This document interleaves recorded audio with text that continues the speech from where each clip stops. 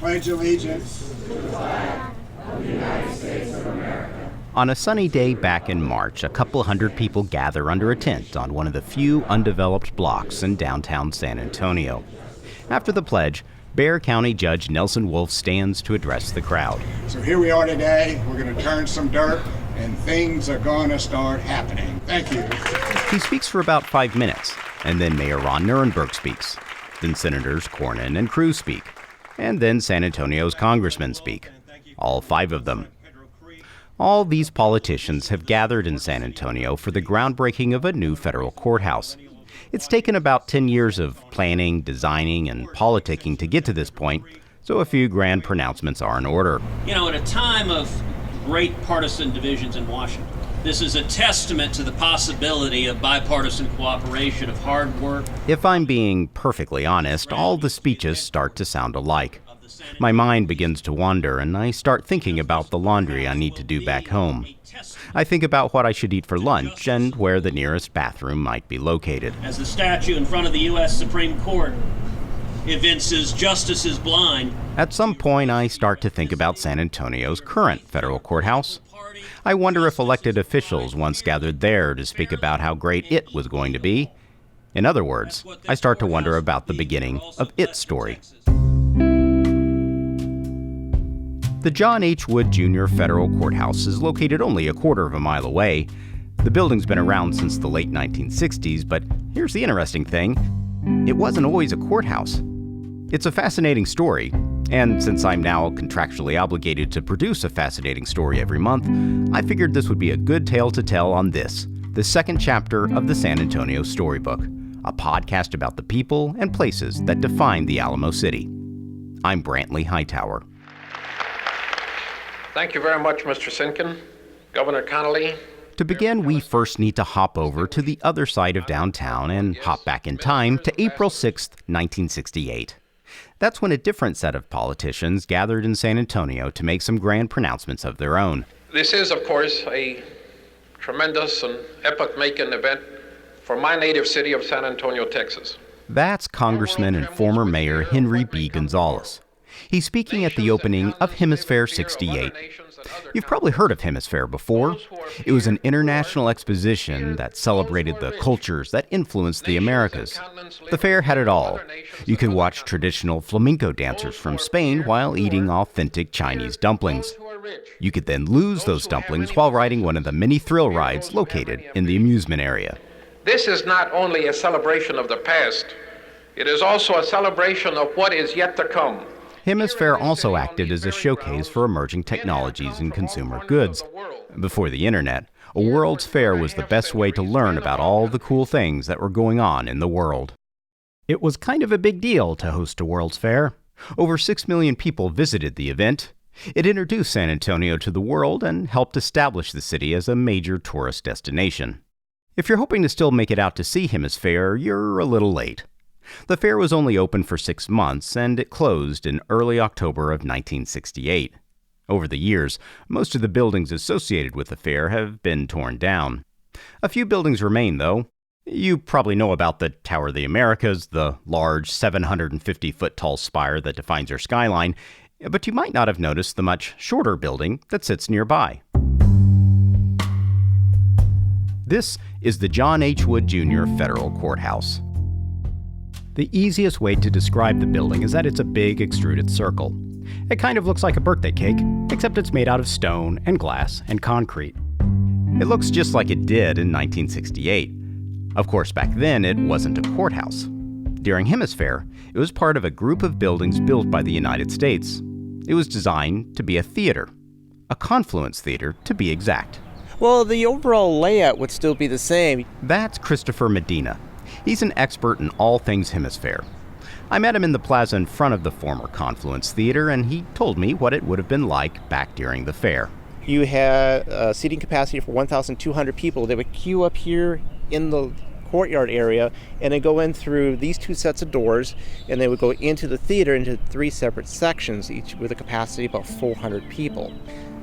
There wasn't anything particularly remarkable about these 3 theaters, and the film that played inside of them was pretty typical as well. Or at least, it seemed that way at first. And then from there, the show would start. It was called Us. And basically, it starts out with the various ethnic groups which settled the area, which was the theme of HemisFair. Vast, unhumanized, a virgin wilderness. The land lay in her long sleep, waiting to be woken by Western man. The seats of the theater were comfy, and the air conditioning was cool. I imagine some members of the audience might have started to doze off during the first part of the film, just like some members of my audience may have started to doze off during the first part of this podcast. But midway through the film in the Confluence Theatre, this crazy thing would happen. And then halfway through the film, you would see the modern jet age. You see the Saturn V taking off, and the 747 gives it a big roaring engine sound.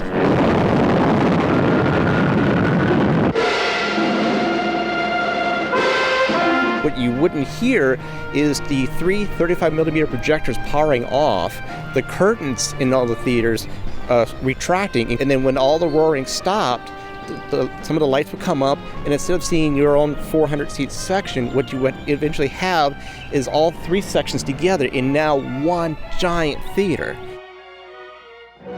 David Lake was 16 years old when his family drove down from Austin to visit HemisFair. He distinctly remembers the moment inside the Confluence Theatre when three small spaces became one big one with the giant panoramic screen. You were watching a jet take off in what was a very tight, narrow theater, and all of a sudden, unbeknownst to you, the walls on the sides are lifting, and all of a sudden you see, oh my God, a 180-degree view of this jet taking off, and you just felt elevated. Everyone I spoke to who experienced the Confluence Theatre talked about this moment. It was one of the highlights of HemisFair 68. In the years after HemisFair closed, a handful of the fair buildings were repurposed. HemisFair Arena became the first home of the San Antonio Spurs, and one of the fair's exhibition buildings became the city's convention center. And then, in 1975, the Confluence Theatre was renovated to become a federal courthouse. If the idea of turning a temporary exhibition building into the permanent home for the courts of the Western District of Texas sounds like a crazy idea, it kind of was. The push to renovate the theater was motivated by financial concerns. The theater was there, it was empty, so why not save some taxpayer dollars? As far as the exterior of the building was concerned, they left everything pretty much as is. Inside, they ripped out all three of the theaters and squeezed in 4 floors of courtrooms and offices. If you've ever tried to cram a square peg into a round hole, you have an idea of what the process was like. Compromises were made. We'll go through here. Michael Oakes is the divisional office manager for the Western District of Texas. He gave me a tour of what the courthouse looks like today. Now, this long corridor is where most of the officers come through when they go to court. They come in the back way where the judges and the employees come in. And as part of that, the prisoners come in. And as you can imagine, that can be awkward. It's also awkward to have to tell a new federal judge that his office isn't going to have any windows because his courthouse used to be a theater. That's not all. Dividing up the interior of a circular building can result in some funny-shaped rooms. There aren't very many, if any, right angles. It's amazing how they were able to do that. So That's Judge Fred Beery.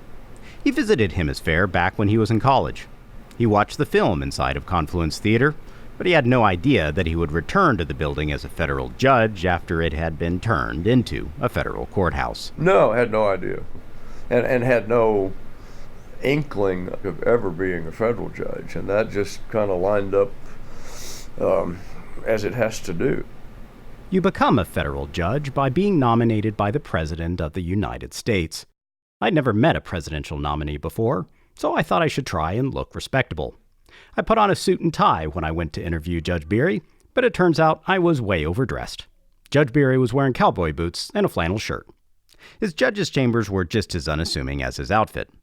Sure, there was a big wood desk, a lot of wood paneling, and a couple of American flags, but the office was on the small side, and without windows, it felt a little claustrophobic.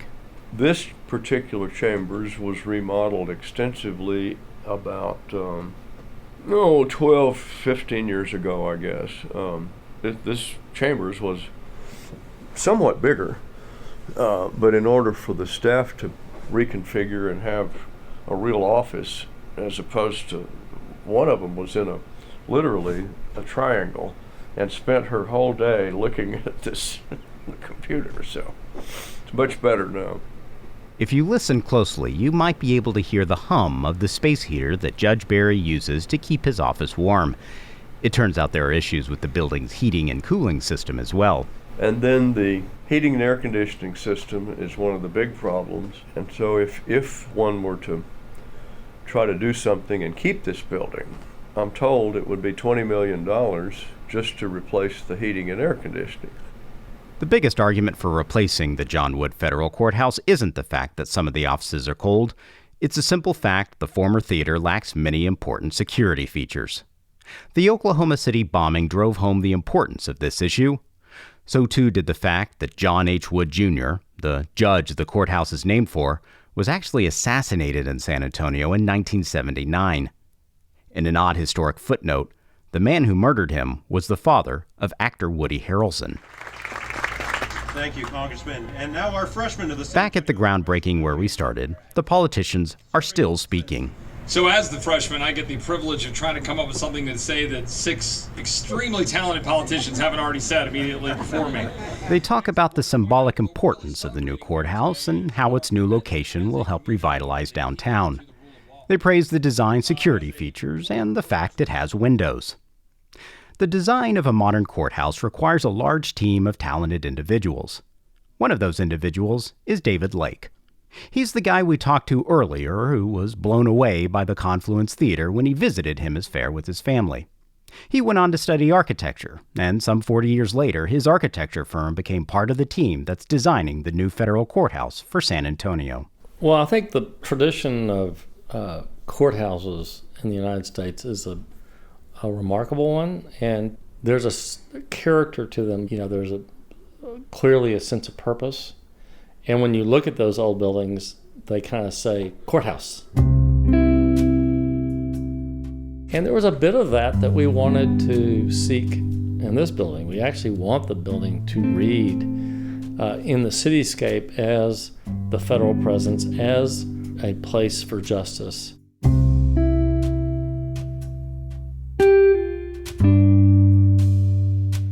San Antonio's new federal courthouse is going to be a big improvement over the old one. It'll certainly function better, if for no other reason than it was designed from the beginning to be a courthouse. But there's something to be said for the old courthouse too. Its round shape may not have lent itself to being a particularly good courthouse, but back in the day, it was an awesome theater.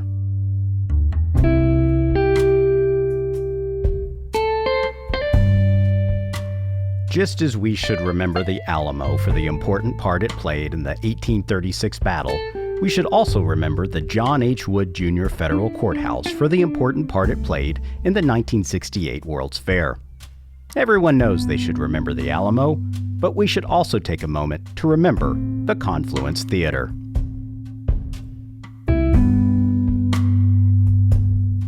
Thanks today to Joseph Benjamin, Judge Fred Beery, Jeanette Clack, Christopher Medina, David Lake, Michael Oakes, and Katie Rojas. The historic audio footage from HemisFair 68 was provided by the University of Texas at San Antonio Library's Special Collections. Help with the script was provided by Christine Fennessy. The music was by Blue Dot Sessions. San Antonio Storybook is a production of the Rivard Report. You can find more information about this podcast and enjoy all the nonprofit journalism the Report has to offer at therivardreport.com. Until next time, I'm Brantley Hightower.